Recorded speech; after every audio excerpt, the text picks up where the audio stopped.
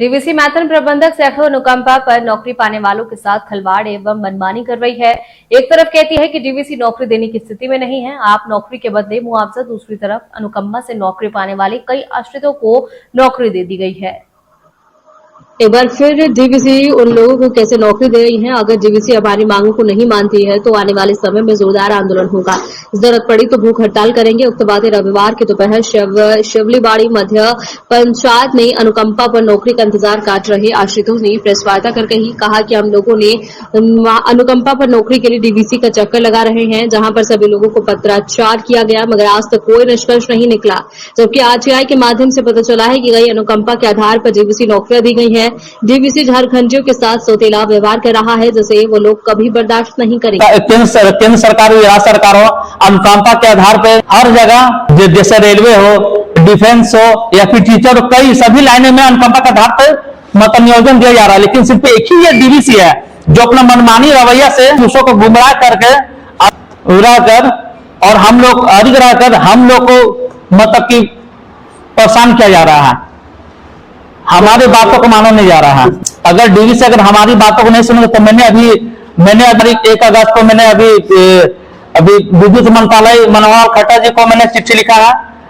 विद्युत मंत्रालय से मैं मांग करूंगा कि इस पर कार्रवाई हो, उस पर कार्रवाई हो और जांच करके जो अनुकंपा के आधार पर अगर ये तीनों को 93, 94, 97 हुआ तो हम लोग को भी इसी आधार पर होना चाहिए, क्योंकि हम लोग भी कई 20 वर्षों से हम लोग इंतजार में हैं। लेकिन ये मान नहीं रहा। अगर इनका बदौलत अगर इसके बावजूद अगर नहीं मानता है तो हम लोग सुप्रीम कोर्ट में जाएंगे, सुप्रीम कोर्ट में केस दायर करेंगे। अपने हम न्याय के रास्ते पर चला, अगर वो जो हमारा हक है वो हक अपना लेके ही हम रहेंगे। लोकतंत्र के चौथे स्तंभ यानी मीडिया को धन्यवाद देना चाहूंगा कि आपने हमारे इस ज्वलंत मुद्दे पे समय दिया और हमारी मांगों को आगे रखने का आश्वासन और भरोसा दिया। इसके लिए मैं आपका तहे दिल से शुक्रिया करता हूं।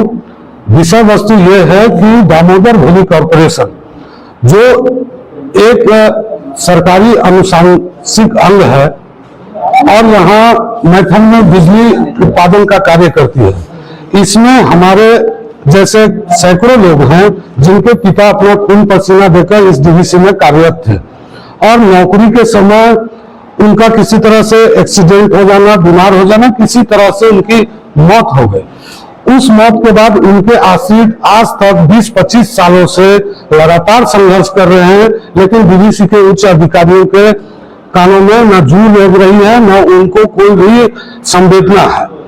हम लोग यही बात को कहने आए हैं कि आज डीवीसी की तरफ से जिस तरह से मनमाने ढंग से हम लोग को ट्रीट किया जा रहा है, ये असंवैधानिक पूर्ण है और लोकतांत्रिक है।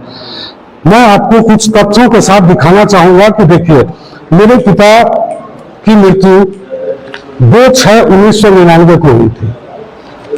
हमने डीवीसी को कई बार पत्र लिखा, माननीय प्रधानमंत्री जी को एक पत्र लिखा जिसका प्रतिलिपि में मैंने ऊर्जा मंत्रालय, मुख्यमंत्री झारखंड, बागवानी अध्यक्ष कोलकाता, परियोजना प्रमुख डीवीसी, सांसद महोदय, धनबाद उपायुक्त महोदय, सभी को पत्र दिया गया। इस पत्र का जवाब हैरत अंगेज है। अगर आप लोग देखेंगे तो आप लोग भी समझेंगे। जब इस पत्र का पहला बार में जवाब नहीं आया तो हमने पुनः स्मरण पत्र लिखा और पुनः स्मरण पत्र में आप देख सकते हैं कि कितने लोगों को मैंने दिया। अगर तो नियोजन हमारे उनके आश्रितों को मिलना चाहिए या नहीं मिलना चाहिए, बीसीसीएल हो, रेलवे हो या किसी भी अनुषंगिक अंग को देखा जाए तो वो तत्काल 24 घंटे के अंदर, 1 महीने के अंदर, 3 महीने के अंदर मुआवजा या उनको नौकरी के रूप में उनके आश्रितों को रखती है। डीवीसी एक ऐसा मनमानी ढंग से बंगाल के रवैया को अपनाते हुए कि यहाँ के लोगों को, जो लोग पहले से डीवीसी में नौकरी करते थे, कम वेतन पाते थे, आज जो डीवीसी मैथन है और 1970 का डीवीसी मैथन को आप परिकल्पना कर लीजिए। उस समय हमारे पिता दिन में, धूप में, बारिश में अपने परिवार को छोड़कर डीवीसी के लिए कार्य किया और उनकी मृत्यु हो गई तो डीवीसी के अधिकारी हमको किस तरह रोड पर बिखरने के लिए, भटकने के लिए छोड़ दिया है। आपके माध्यम से बारंबार अपील करते हैं, बारंबार आग्रह करते हैं कि आपका जो मैसेज है उससे डीवीसी के अधिकारियों का हृदय पिघले और हम लोगों को समस्या का समाधान करे। अंत में मैं बोलना चाहूंगा कि अगर डीवीसी इस पर कोई भी संज्ञान नहीं लेती है, हमारे नेता संज्ञान नहीं लेते हैं, हमारे सांसद महोदय संज्ञान नहीं लेते हैं, डीवीसी के अध्यक्ष महोदय संज्ञान नहीं लेते हैं, माननीय प्रधानमंत्री जी संज्ञान नहीं लेते हैं, तो मजबूरन हम लोग आंदोलन करने के लिए बाध्य होंगे और वो आंदोलन अनिश्चितकालीन डीवीसी के मुख्यालय पे दिया जाएगा। डीवीसी के आपके 6 नंबर जो कमांड बिल्डिंग है मैथन में, वहां पहले हम लोग शुरू करेंगे, क्योंकि सामने घर है और हम लोग इतना पैसा वाला नहीं है कि हम कोलकाता मुख्यालय तक जाएं, इसलिए हम लोग यहाँ पर ही शुरुआत करेंगे। और हो सकता है कि वो अनिश्चितकालीन धरना भूख हड़ताल में तब्दील हो जाए, और अगर जरूरत पड़े तो हम लोग इस मुद्दे के लिए आत्मदाह करने के लिए भी तैयार हैं।